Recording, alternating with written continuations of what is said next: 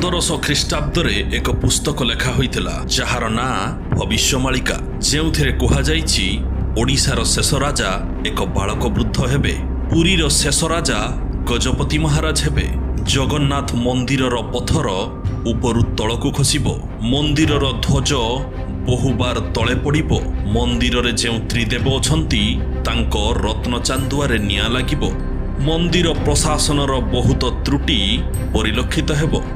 ଜଗନ୍ନାଥ ପୁରୀ ମନ୍ଦିରର ଧ୍ୱଜ ଅନେକ ଥର ଖସି ସାରିଛି। ସମୁଦ୍ରର ଜଳସ୍ତର ମଧ୍ୟ ବଢ଼ିବାରେ ଲାଗିଛି। ଏମିତି ସମୟ ଆସିବ ସମୁଦ୍ରର ଜଳସ୍ତର 22 ପାହାଚରେ ଖେଳିଯିବ। ଭବିଷ୍ୟ ମାଳିକାର ଏହି ଭବିଷ୍ୟବାଣୀ ନିଶ୍ଚିତ ସତ୍ୟ ହେବ। ଭବିଷ୍ୟ ମାଳିକାରେ ଲେଖା ଅଛି, ଶନି ଯେତେବେଳେ ମୀନ ରାଶିରେ ପ୍ରବେଶ କରିବେ